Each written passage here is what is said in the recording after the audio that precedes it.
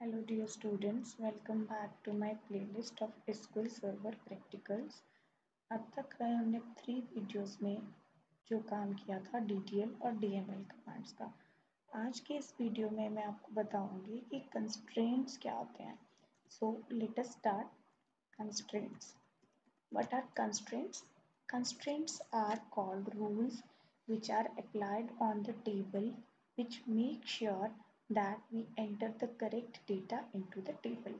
मतलब कि constraints क्या होते हैं? Rules, limitations, conditions जो कि हम टेबल में लगा रहे हैं कॉलम पर so that कि हम गलत डेटा जो है टेबल में एंटर ना कर सकें, क्योंकि जो हमारा डेटा बेस है दैट इज़ वेरी ह्यूज, बहुत ज़्यादा डेटा स्टोर करता है। Millions of records we can store in the table. If a university database is there, so university can have 20,000 students, 50,000 students as well. So we have a very huge amount of data, and to make sure that incorrect data we do not enter into the database, and to ensure the correctness and accuracy of the data, we apply the constraints on the data। Let us take an example। आप एक application form fill करते हो, तो application form जब आप fill करते हो तो उस एप्लीकेशन फॉर्म में आपको नेम एक कॉलम होता है जिसमें आप अपना नेम फिल करते हो, एंड समटाइम्स वो एप्लीकेशन फॉर्म नेम के आगे स्टार शो करता है। दैट मीन्स वो बता रहा है कि वो स्टार जो है बता रहा है आपको कि name is mandatory, you have to enter a name in the text box, you can not keep it empty. जैसे आप फेसबुक लॉगिन करते हो, तो फेसबुक लॉगिन करने के लिए आपको यूज़र आईडी और पासवर्ड चाहिए, तो दैट इज़ मैंडेटरी। वो क्या है, हमारा कंस्ट्रेंट है। सो वैसे ही डेटाबेस में हम टेबल पे कंस्ट्रेंट्स अप्लाई कर सकते हैं। So let us start all the constraints one by one. So पहला कंस्ट्रेंट है, और हम क्या करते हैं टेबल पे कंस्ट्रेंट्स क्रिएशन के टाइम पे ही अप्लाई करते हैं। जब हम टेबल क्रिएट करते हैं तो तभी हम कंस्ट्रेंट्स जो है टेबल पर अप्लाई करते हैं। बाद में ऑल्टर के टाइम पे हम कोई मिस्टेक हो गई है या कोई कंस्ट्रेंट हमारा अप्लाई करना रह गया है तो वो हम तब करते हैं, लेकिन to apply all the constraints at the time of the creation of the table. So let us start. पिछली बार हम काम कर रहे थे एम्प्लॉय इन्फो टेबल के साथ, और आज हम एक नया टेबल का यूज़ करेंगे कंस्ट्रेंट्स के लिए। For example department. So let us start creating the department table with constraints. Create table. Create table का सिंटेक्स जो है, कैसे टेबल क्रिएट करेंगे वो मैंने आपको फर्स्ट वीडियो में बताया। तो जिन भी लोगों ने मेरा फर्स्ट वीडियो चेक नहीं किया है, पहले वो टेबल के क्रिएशन का सिंटेक्स देख कर आए। क्रिएट टेबल, टेबल नेम है सपोज डिपार्टमेंट, मुझे कौन सा टेबल क्रिएट करना है, डिपार्टमेंट टेबल, और इसमें एट्रीब्यूट्स लेने हैं मुझे डिपार्टमेंट की आईडी, डिपार्टमेंट आईडी जो कि है डेटा टाइप इंटीजर। एंड अब क्या कंस्ट्रेंट मुझे देना है इस डेटा टाइप डिपार्टमेंट आईडी पे, प्राइमरी की। सो प्राइमरी की is the name of the constraint. ये पहला कंस्ट्रेंट है कंडीशन। प्राइमरी की क्या होती है, प्राइमरी की मतलब एक यूनिक आइडेंटिटी। फॉर एग्जांपल जैसे आपका एक रोल नंबर है, तो रोल नंबर क्या है, यूनिक है। आप दो बच्चों के सेम रोल नंबर नहीं हो सकते, तो वैसे ही अगर कोई डिपार्टमेंट है उसकी आईडी भी यूनिक है। फॉर एग्जांपल अगर मैं बात करूं कि एचआर एक डिपार्टमेंट है ऑर्गेनाइजेशन में, तो उसकी एक यूनिक आईडी है। फाइनेंस डिपार्टमेंट है तो उसकी एक यूनिक आईडी है। मार्केटिंग डिपार्टमेंट है तो उसकी एक यूनिक आईडी है। वैसे ही जैसे यूनिवर्सिटी की हम बात करें तो यूनिवर्सिटी में अगर एक डिपार्टमेंट है कंप्यूटर एप्लीकेशन, तो उसकी एक यूनिक आइडेंटिटी है।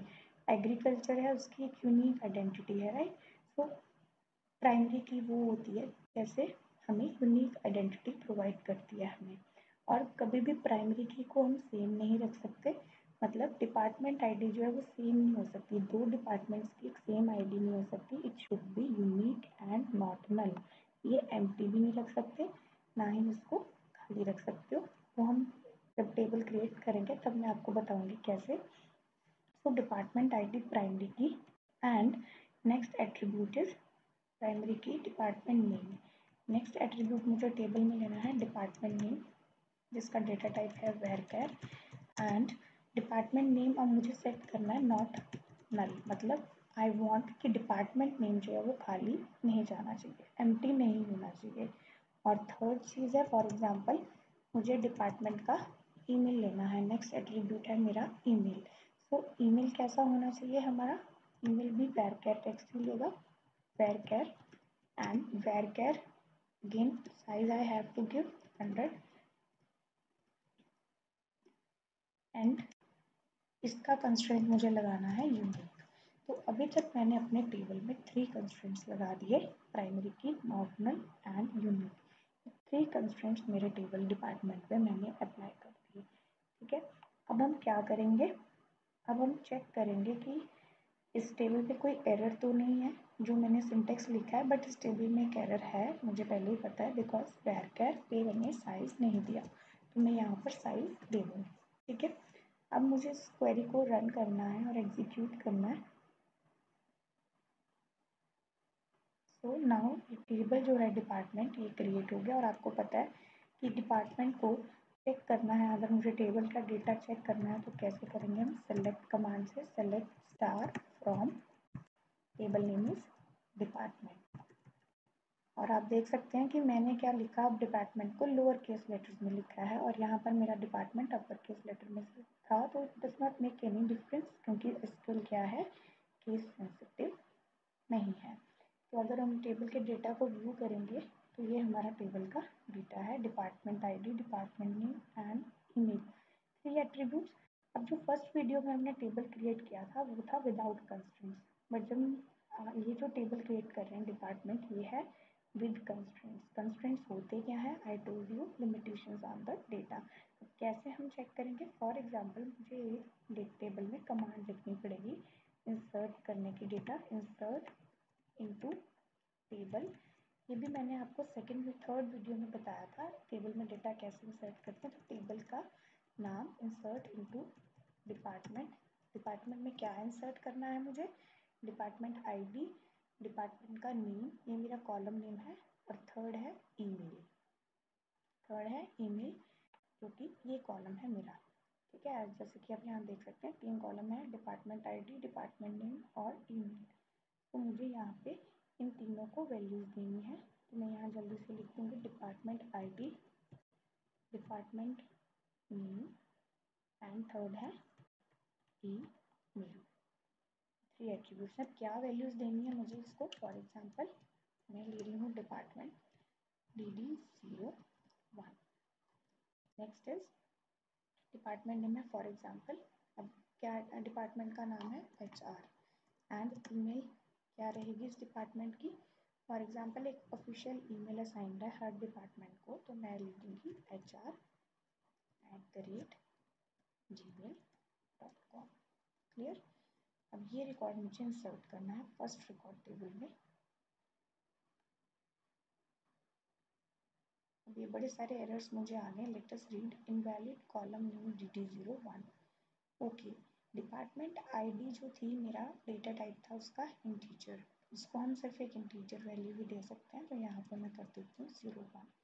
Clear, next is invalid column HR। अब यहाँ पे देखो आपको मिस्टेक्स भी पता लगेंगे कि कैसे आप क्या क्या मिस्टेक्स कर सकते हो टेबल में क्रिएट करते टाइम। HR जो है वो मेरा स्ट्रिंग में रहेगा एंड जीमेल भी मेरा स्ट्रिंग में रहेगा, क्योंकि ये स्ट्रिंग डेटा है, varchar है, तो इसको हमें इन्वर्टेड कॉमास में लिखना है। अब ये जो है मैं फर्स्ट रिकॉर्ड एंटर करूँगी अपने टेबल में, 1 row affected, that means the data is inserted, और ये काम हमने पहले भी वीडियो में इंसर्ट का मैंने आपको बताया था। अब नेक्स्ट जो है, अब सेकंड रिकॉर्ड इंसर्ट करेंगे, पर अब हम देखेंगे कंस्ट्रेंट्स का यूज़ क्या है। नाउ लेट अस सपोज मैं सेकंड इंसर्ट करूँ, डिपार्टमेंट था मेरा मार्केटिंग, और इसकी जो जीमेल है वो मैं यहाँ एडिट कर देती हूँ MD, और ये जो डिपार्टमेंट आईडी है ये मैं सेम ही ले रही हूँ। ठीक है, सो अब हम इसको एग्जीक्यूट करते हैं एंड रन करते हैं,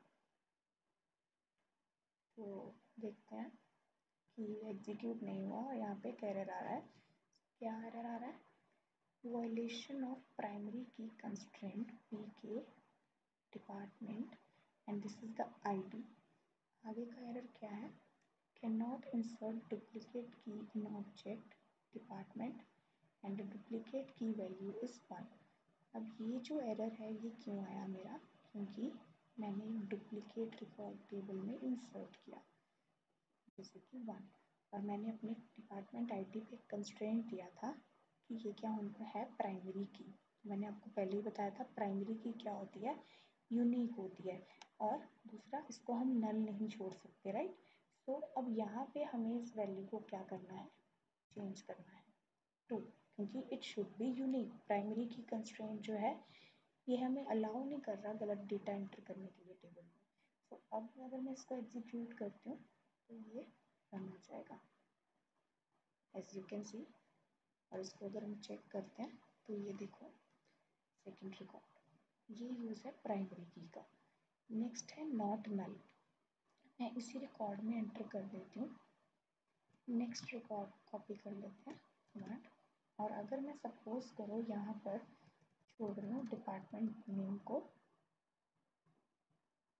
और यहाँ पे भी मैं डिपार्टमेंट नेम नहीं दे रही हूँ, सिर्फ 2 रिकॉर्ड्स हम दे रहे हैं टेबल में। एंड फिर हम एंटर करके देखते हैं तो क्या आएगा, एग्जीक्यूट किया, now check again an error, can not insert the value null into column department name table, column does not allow nulls, insert fails. अब हमने डिपार्टमेंट नेम पर नेक्स्ट कंडीशन दे रखी थी कि it should be not null. Not null means कि ये empty नहीं हो सकता, आपको इस कॉलम को फिल करना ही है। इस कॉलम में जो डेटा है आप उसको छोड़ नहीं सकते, खाली नहीं रख सकते। तो you have to give some value to this data. So इसलिए ये सेकेंड कंस्ट्रेंट है हमारा नॉट नल का। तो अगर मैं यहाँ पर डिपार्टमेंट नेम दोबारा से ऐड कर दूँ तो ये क्वेरी एग्जीक्यूट हो जाएगी, जैसे कि फॉर एग्जांपल फाइनेंस। तो ये क्वेरी मेरी एग्जीक्यूट हो जाएगी। Let us check if it runs now. अब ये कह रहा है अगेन देखो violation of primary key constraint, तो वही अब यहाँ पे डुप्लीकेसी का एरर दे रहा है, तो मुझे इसको करेक्ट करना होगा, और यहाँ पे मुझे FI लिखना है, फाइनेंस। सो अब ये रन हो गया और आप देख सकते हो कि हमारे टेबल में जो डेटा है वो एंटर हो गया, थर्ड फाइनेंस एंड FI@gmail.com। अब लास्ट कंस्ट्रेंट हमने जो लगाया था टेबल पे था वो था हमारा ईमेल कॉलम पर। ईमेल कॉलम क्या कहता है कि कंस्ट्रेंट सेज यूनिक, मतलब कि जो भी डिपार्टमेंट है उसका जो ईमेल है वो यूनिक होना चाहिए।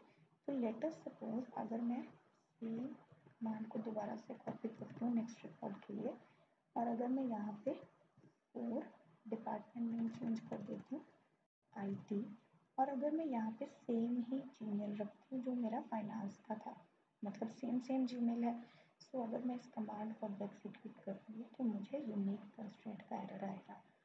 As you can see violation of unique key constraint.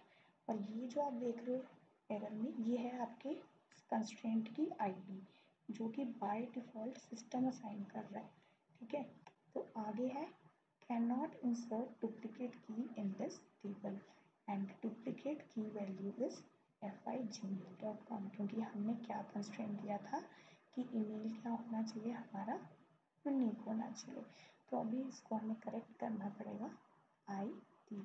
और स्टूडेंट्स ये मिस्टेक जो है बहुत बच्चे करते हैं जब वो टेबल क्रिएट करते हैं और उनको टेबल क्रिएशन में ही वो स्टक रहते हैं। तो इसीलिए मैं आपको एक एक एरर जो है वो बता रही हूँ कि कैसे आपको इसे करेक्ट करना है। सो let us now execute one row affected and we check the data. Now we have entered correct data. So that is all for today's video. In the next video we will learn further constraints. If you like my video tutorial, please like my video, subscribe my video and share with your other friends. Thank you.